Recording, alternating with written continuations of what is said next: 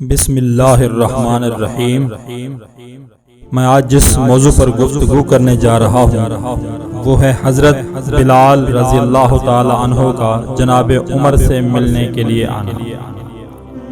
واقعہ کچھ یوں ہے کہ حضرت بلال رضی اللہ تعالی عنہ جناب عمر سے ملنے آئے۔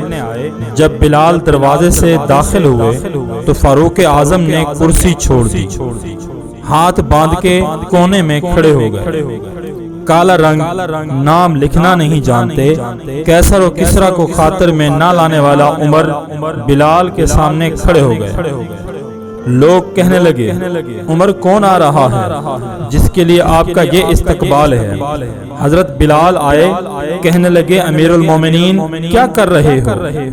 عمر نے بازو پکڑا اور اپنی کرسی پر بٹھایا۔ حضرت بلال کہنے لگے، حضور میں غلام ہوں، مجھے تو طریقے بھی نہیں آتے ان کرسیوں پر بیٹھنے کے۔ میں غریب ماں کا بیٹا، غلام باپ کی اولاد ہوں۔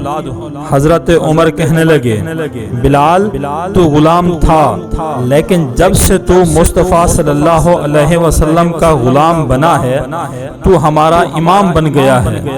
اب تو امام ہے رسول اللہ صلی اللہ علیہ وسلم کی امت کا۔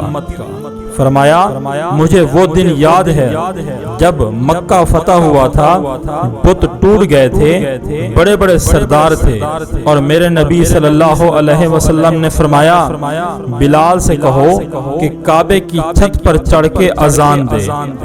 لوگوں نے کہا، حضور کسی اور کی ڈیوٹی لگا دیں، تو آپ صلی اللہ علیہ وسلم نے فرمایا، چپ کرو۔ بدر میں مار کھا کے اذان پڑھے تو بلال، احد میں پتھر برسے اذان پڑھے تو بلال، تپتے صحراؤں میں پتھر کھا کر اذان پڑھے تو بلال کو بلاؤ۔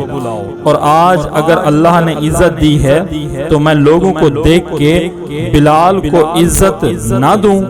فرمایا، کوئی اوپر نہیں چڑھے گا، ابو بکر بھی نہیں، عمر بھی نہیں، عثمان و علی، طلحہ اور زبیر بھی نہیں۔ آج یہ حبشی غلام کعبہ کی چھت پر چڑھے گا، اور میں دنیا کو بتاؤں گا کہ عزت اسی کے پاس ہوتی ہے جو رسول اللہ صلی اللہ علیہ وسلم کا غلام بنتا ہے۔